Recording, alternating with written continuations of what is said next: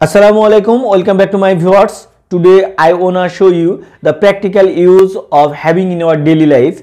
Really, if you want to learn how to use having in your daily life, you must have to watch this video. তো বন্ধুরা, যদি আপনারা সত্যিকার অর্থে having এর ব্যবহার শিখতে চান তাহলে অবশ্যই আপনাদেরকে এই ভিডিওটি দেখতে হবে। আর আপনি যদি আপনার স্পোকেন ইংলিশকে অ্যাডভান্স বানাতে চান তাহলে অবশ্যই আপনাকে হ্যাভিং এর ব্যবহার জানতে হবে। তো একটা কথা বলি, এটা ভেবে মানে হ্যাভিং ছাড়া যে আমরা সেন্টেন্স মেক করতে পারবো না বা কথা বলতে পারবো না সেটা কিন্তু নয়। হ্যাভিং ছাড়া আমরা কিন্তু বলতে পারবো কথা বা সেন্টেন্স মেক করতে পারবো। কিন্তু আপনি যদি সত্যিকার অর্থে আপনার কথাবার্তাকে স্মার্ট বানাতে চান, স্মার্ট করতে চান, তাহলে you must have to learn how to use the practical use of having in your daily life. তো বন্ধুরা, আজকে আমি আপনাদেরকে সেই থিওরিটাই দেখাবো যে কিভাবে আপনারা আপনাদের দৈনন্দিন প্র্যাকটিক্যাল লাইফে হ্যাভিং ব্যবহার করবেন, সেটাই আমি আজকে আপনাদেরকে দেখাবো। তো দেখেন, আমরা কিছু কথাগুলো বলি যেগুলো আমরা প্রায় বলি যে ঠিক আছে আমি তোর এসএমএসটা দেখে আমি তোকে রিপ্লাই দেব, বা আমি খবরটা শুনে সেখানে চলে গিয়েছিলাম, তারপরে সে খবরটা শোনার পরে আসে নাই। ঠিক আছে, এই কথাগুলো বলি, এগুলো কিন্তু আমরা নর্মালভাবেও বলতে পারি, কিন্তু আমরা যদি এটা হ্যাভিং ব্যবহার করে বলি কীভাবে বলবো সেটাই আমি আপনাদেরকে দেখাবো। দেখেন, আমি যদি বলি যে আমি তোর মেলটা পড়ে বা আমি মেলটা পড়ে তোকে আমি অ্যান্সার দেবো, এরকম বলো না। ঠিক আছে, আমি তোর মেলটা পড়ে বা আমি মেলটা পড়ে আমি উত্তর দিব, তাহলে কীভাবে বলবো দেখেন, মেলটা পড়ে, ঠিক আছে, বা মেলটা পেয়েও বলতে পারেন, মেলটা পাওয়ার পরে আমি তোকে অ্যান্সার দেব। তাহলে কিভাবে, হ্যাভিং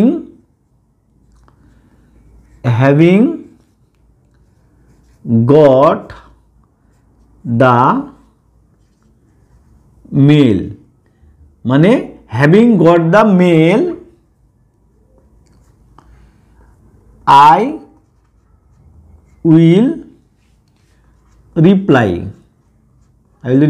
ইউ।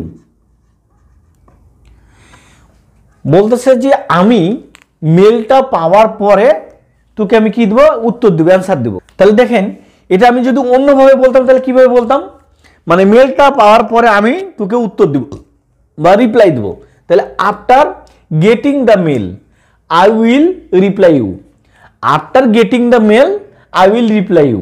কিন্তু সেখানে আমি আফটার কথাটা মানে আফটার কি প্রিপোজিশন, আর প্রিপোজিশনের পরে কি হয়, মূল ভার্বের আইএনজি ফর্ম হয়ে যায়। তো ওটা না ব্যবহার করে আমি হ্যাভিং ব্যবহার করতেছি। তাহলে having got the email I will reply. তাহলে দেখেন এর স্ট্রাকচারটা কি একটু খালি আমি আগে বলে দিই।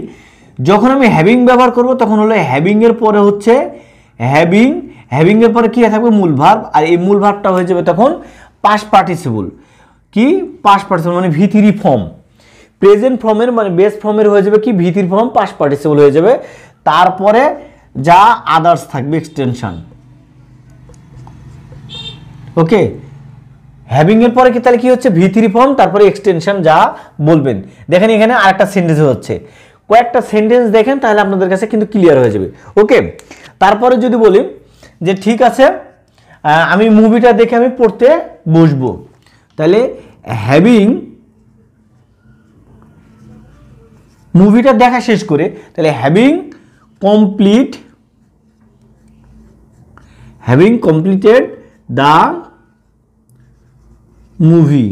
এখানে ওয়াচও দিতে পারেন, হ্যাভিং ওয়াচড দ্য মুভি মানে মুভি দেখা শেষ করে, বা হ্যাভিং কমপ্লিটেড দ্য মুভি কি আমি পড়তে বসবো, আই উইল সিট মানে কি বসা, কিসের জন্য, for studying,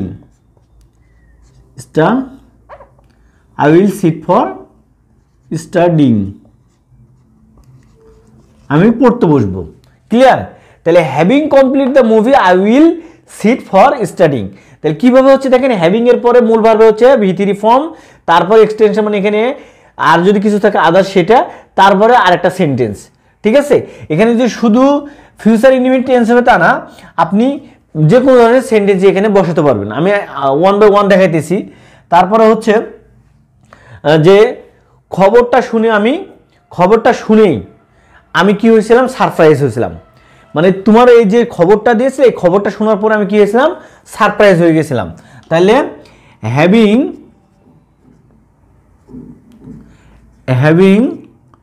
got the news. Having got the news, I was surprised.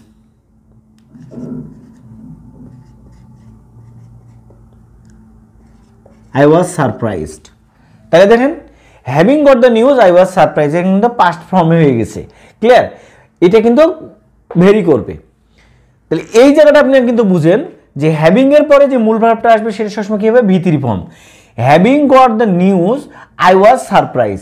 ওকে, তারপরে যদি বলি এই কাজটা কমপ্লিট করে আমি বাইরে যাব, বুঝছে? কাজটা কমপ্লিট করে আমি বাইরে যাব, তাহলে হ্যাভিং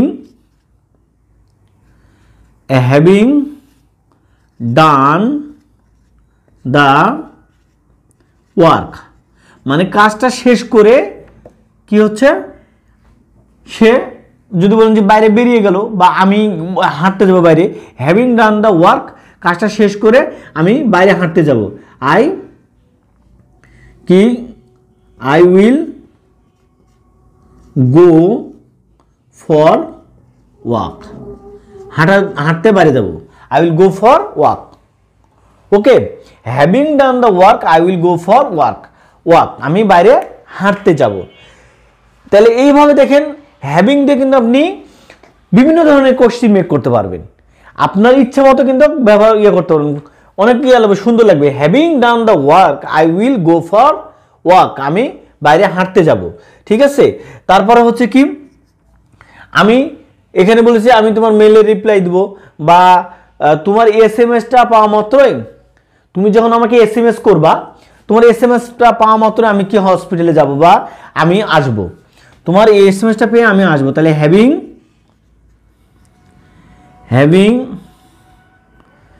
আপনি রিসিভ দেন, having received your SMS, having receive your SMS মানে তোমার এসএমএস পাওয়া মাত্রই কি হয়েছিল, আই ওয়েন্ট দেয়ার, আমি সেখানে গিয়েছিলাম। তাহলে having receive your SMS I went there, তোমার এসএমএস পাওয়া মাত্র আমি সেখানে গিয়েছিলাম। ওকে, আমি সেখানে গিয়েছিলাম। তাহলে এইভাবে কিন্তু আপনি একের পর এক ইচ্ছে মতো কিন্তু কি করতে পারেন, সেন্টেন্স মেক করতে পারবেন হ্যাভিং দিয়ে।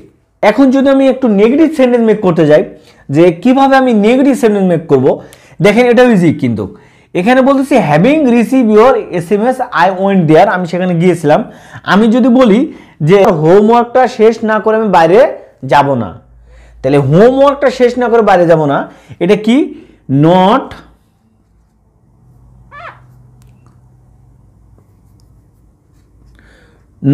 having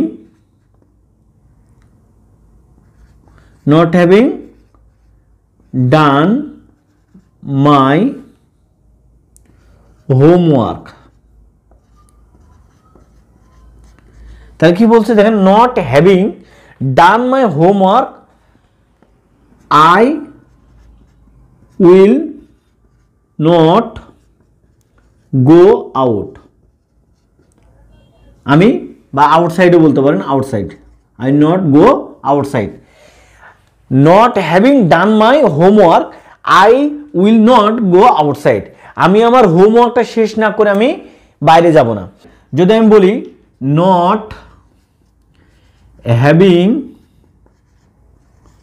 সিন ইউ, মানে তোমাকে না দেখে কি ছিলাম, আই ওয়াজ ওরিড, তোমাকে না দেখে আমি কি ছিলাম, চিন্তিত ছিলাম। Not having seen you I was worried. Okay, তো এইভাবে দেখেন আপনারা কি নট হ্যাভিং দিয়ে অনেক সেন্টেন্স মেক করতে পারবেন যদি স্ট্রাকচারটা জানেন। এর স্ট্রাকচারটা কি দেখেন, শুধুমাত্র এখানে কি হচ্ছে, এই জায়গাতে হচ্ছে এই যখন নেগেটিভ করব, এই হ্যাভিং এর আগে একটা বসছে কি, নট, কি বসছে আগে, নট, তারপরে আসছে হ্যাভিং। ওকে, তারপরে হলো ভার্বের কিন্তু তাও সবসময় কি থাকবে, ভি3 ফর্ম থাকবে, তারপরে এক্সটেনশন, তারপর কি থাকছে, এক্সটেনশন, তারপর আদার্স সেন্টেন্স থাকলে আদার সেন্টেন্স। ওকে, তাহলে not having seen you I was worried. আরো দেখেন কিছু সেন্টেন্স যদি দেখাই, যদি আমি বলি যে তোমার সাথে দেখা করা আমার কি 1 বছর হয়ে গেল, এটা কিভাবে বলবেন? তোমার সাথে দেখা করা আমার 1 বছর হয়ে গেল, তাহলে তোমার সাথে দেখা, তাহলে হ্যাভিং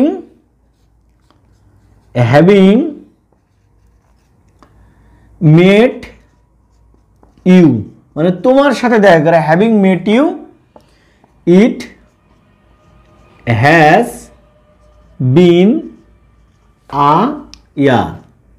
তোমার সাথে দেখা করা কত কি হলো? 1 বছর হয়ে গেল। Having met you it has been a year, তাই তোমার সাথে দেখা করা আমার কি হলো? 1 বছর হয়ে গেল। ঠিক আছে, তাহলে এটাকে যদি আপনি নেগেটিভ করতে পারবেন না, দেখেন তো একটু ট্রাই করেন নিজে থেকে। আমি তো 2টা নেগেটিভ দেখালাম, আপনারা নিজে থেকে ট্রাই করেন। এটা কি হবে? জাস্ট খালি প্রথমে আসবে নট হ্যাভিং মেট ইউ, তাহলে not having met you it has been a year, মানে তোমার সাথে দেখা না হওয়া, প্রায় 1 বছর হয়ে গেল। ঠিক আছে, not having met you it has been a year. ঠিক আছে, আরো নেগেটিভ সেন্টেন্স করতে পারবেন, যে যদি বলি যে কি রিপোর্ট না দেখে, তাহলে not having seen the report, not having seen the report, how will the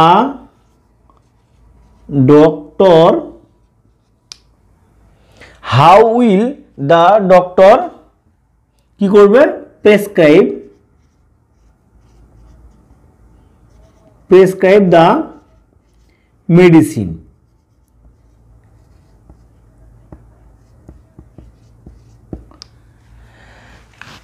not having seen the report, মানে রিপোর্ট না দেখে ডাক্তার কিভাবে তোমাকে কি করবে? মেডিসিন প্রেসক্রাইব করবে, মেডিসিন দিবে, তখনও আমি কিন্তু এই হ্যাভিং এর ব্যবহারটা করতে পারবো। তাহলে দেখেন হ্যাভিং এর ব্যবহারটা কিন্তু ইজি, আপনারা যদি নিজে একটু ট্রাই করেন তাহলে কিন্তু ইজিলি বলতে পারবেন। যে কথাগুলো আমরা অন্যভাবে বলি সেইগুলো জায়গাতে কি করবো? আমরা শুধু হ্যাভিং ব্যবহার করব। আর হ্যাভিংটা কি হচ্ছে দেখেন, আপনার আমি কিন্তু প্রতিটা জায়গাতে কি দিয়েছি? প্রথমে দেখেছি having complete the movie I will sit for studying, তারপর having got the email I will reply you. আপনারা কিন্তু এটাও আগে লিখতে পারবেন, I will reply you having got the mail, এটা কোনো সমস্যা নাই। আপনারা এটা প্রথমে লিখতে পারবেন, I will reply you having got the email. ঠিক আছে, এখানেও তাই করতে হবে, I will sit for studying having complete the movie. আপনারা আগে পিছিয়ে সেন্টেন্সটা করতে পারবেন, কিন্তু স্ট্রাকচারটা কিন্তু সেম। স্ট্রাকচারটা কি? হ্যাভিং থাকবে যে সেন্টেন্সের সাথে, সেই সেন্টেন্সের যে মূল ভাব থাকবে, হ্যাভিং এর সাথে সবসময় একটা কি থাকবে? মূল ভাব থাকবে। কি থাকছে দেখেন, একটা মূল ভাব আছে সব জায়গাতে। এই মূল ভাবটা কি হবে? এই মূল ভাবটা সবসময় হবে V3 ফর্ম। হ্যাভিং এর পরে যে মূল ভাবটা থাকবে সেটা হবে সবসময় কি? V3 form. ক্লিয়ার? তারপরে এক্সটেনশন যা থাকবে সেটা, তার সাথেও কি হচ্ছে? সবসময় দেখবেন আরেকটা করে সেন্টেন্স থাকছে। কি থাকছে? আরেকটা সেন্টেন্স থাকছে। আর আরেকটা যে সেন্টেন্সটা সেটা ফিউচার প্রেজেন্ট ইনডিফিনিট টেন্স হতে পারে, ফিউচার টেন্স হতে পারে, পাস্ট টেন্স হতে পারে, মানে এভরি টেন্স হতে পারে। প্রত্যেকটা টেন্সে এখানে আপনি ইউজ করতে পারবেন। আপনি যেভাবে আপনার মনের ভাবটা প্রকাশ করতে চান আপনি সেই টেন্সটা এখানে কিন্তু ব্যবহার করতে পারবেন। কিন্তু একটা কথা মাথায় রাখবেন, হ্যাভিং যুক্ত সেন্টেন্সটা সবসময় কি হবে? এর স্ট্রাকচারটা হবে এটা, হ্যাভিং এর পরে যে মূল ভাবটা হবে সেখানে V3 ফর্ম হবে, তারপর আদার এক্সটেনশনটা। আর যখন নেগেটিভ করতে যাবেন, নেগেটিভ করতে গেলে কি হচ্ছে? শুধু হ্যাভিং এর আগে নট বসবে। হ্যাভিং এর কি বসছে? নট বসবে। নট হ্যাভিং তারপরে মূল ভার্বের কিন্তু সবসময় V3 ফর্মে হবে। নট বসে গেছে বলে যে এটা চেঞ্জ হবে তা কিন্তু না, সেটা V3 ফর্ম হবে। তো এইভাবে যদি আপনারা স্ট্রাকচার অনুসারে আর এইগুলো সেন্টেন্স ধরে ধরে প্র্যাকটিস করেন, আপনারা এই জায়গায় আমি ইমেল দিয়েছি, রিপ্লাই দিয়েছি, আপনি এগুলো চেঞ্জ করেন, এখানে অ্যান্সার লেখেন, এখানে SMS বলেন বা অন্য কিছু বলতে পারেন, হ্যাঁ, বিভিন্ন রকমগুলো চেঞ্জ করেন, ভার্বগুলো চেঞ্জ করেন, কথাবার্তাগুলো চেঞ্জ করেন, নিজে নিজে ভাষায় প্র্যাকটিস করেন, তাহলে হ্যাভিং নিয়ে আর আপনাদের কোনো কনফিউশন থাকবে না। তবে বন্ধুরা, হ্যাভিং নিয়ে আমি নেক্সট আরও একটা ভিডিও তৈরি করব, সেখানে মজার কিছু বিষয় আমি নিয়ে আপনাদের সাথে আলোচনা করব। আশা করি ওই ভিডিওটা দেখলে আপনাদের হ্যাভিং নিয়ে আর কোনো কনফিউশন থাকবে না। তো বন্ধুরা, আজকের মতো এখানে ভিডিওটি শেষ করছি। যদি ভিডিওটি আপনাদের ভালো লেগে থাকে তবে লাইক ও শেয়ার করতে ভুলবেন না। আসসালামু আলাইকুম, আল্লাহ হাফেজ।